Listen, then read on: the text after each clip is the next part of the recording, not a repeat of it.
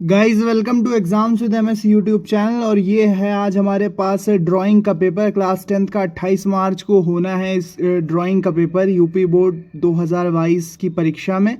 तो यहाँ पर चित्रकला का मॉडल पेपर है। ये आपको इससे आइडिया लग जाएगा कि किस तरह के क्वेश्चंस आते हैं, जिससे आप बहुत ही अच्छे मार्क्स ला सकते हो। इवन 70 में आप 65-70 भी ला सकते हो। अगर आप थोड़ी सी कोशिश करो ड्राइंग के पेपर में, आराम से आप ला सकते हो।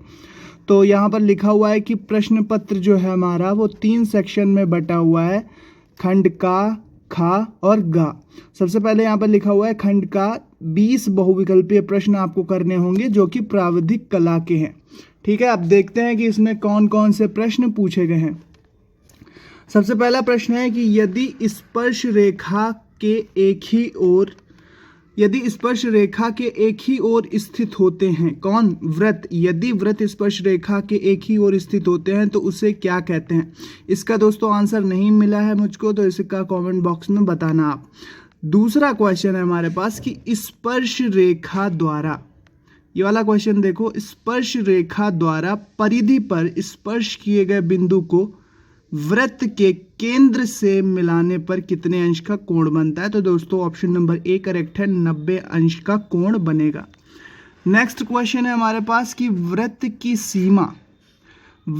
सीमा को निश्चित करने वाली वक्र रेखा को क्या कहते हैं? तो वृत्त की सीमा को निश्चित करने वाली वक्र रेखा को दोस्तों परिधि कहते हैं। ऑप्शन नंबर ए करेक्ट हो जाएगा, ऑप्शन नंबर ए करेक्ट हो जाएगा।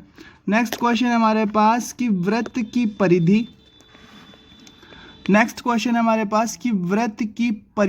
पर स्थित, वृत्त की परिधि पर स्थित किन्हीं दो बिंदुओं के मिलाने वाली रेखा को क्या कहते हैं? तो इसको दोस्तों जीवा कहते हैं। वृत्त की परिधि पर स्थित किन्हीं दो बिंदुओं को मिलाने वाली रेखा को जीवा कहेंगे। ऑप्शन नंबर सी करेक्ट है।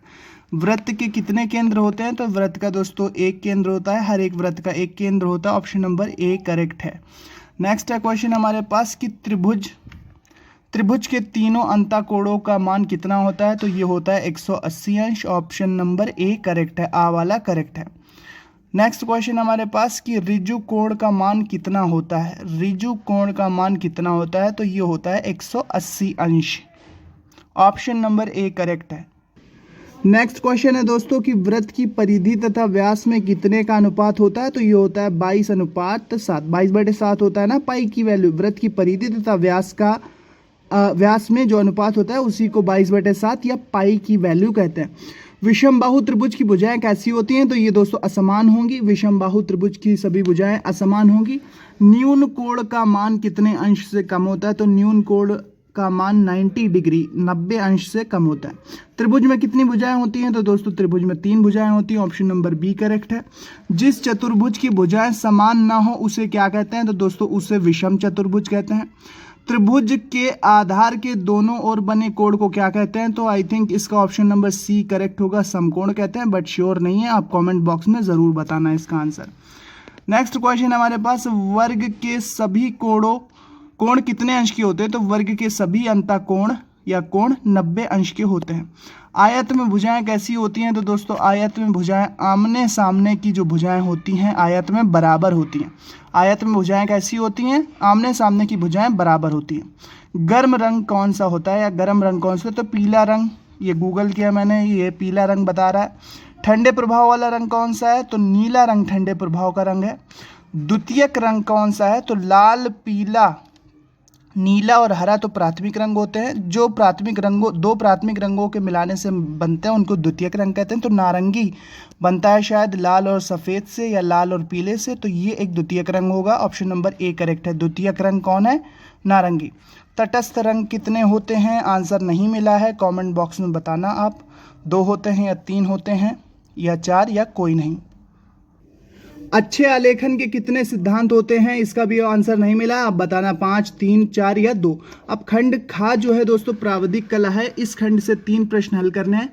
तो यहाँ पर आप सभी प्रश्न देख लीजिए। ये प्राविधिक कला के, अगर आप प्राविधिक कला करना चाहते हैं तो, लेकिन अगर आप आलेखन वाली कला करना चाहते हैं तो इस पूरे सेक्शन जो खंड खा है ना, सेक्शन बी खंड खा है, इस पूरे सेक्शन को छोड़कर आप आलेखन कर सकते हैं। मैं आपको दिखाता हूँ, इस पूरे सेक्शन को छोड़कर अगर आपको एक नहीं करना आता है तो आप आलेखन कर सकते हैं। इस पूरे सेक्शन को छोड़कर आप आलेखन कर सकते हैं। 15 सेंटीमीटर व्यास वाले वृत्त में कमल के फूल पत्ती पर आधारित आलेखन बनाइए तथा रंगों से रंगिए। यही ज़्यादातर लोग करते हैं जहाँ तक मुझको पता है। लेकिन जिनको अगर प्राविधिक कला वाला ये वाला सेक्शन करना है, कितने क्वेश्चन करने हैं? 3 क्वेश्चन इसमें में से करने हैं, तो वो भी कर सकते हैं। अब खंड गा जो है, सेक्शन गा जो है, उसमें क्या है, किन्हीं 2 का आपको चित्रण करना है।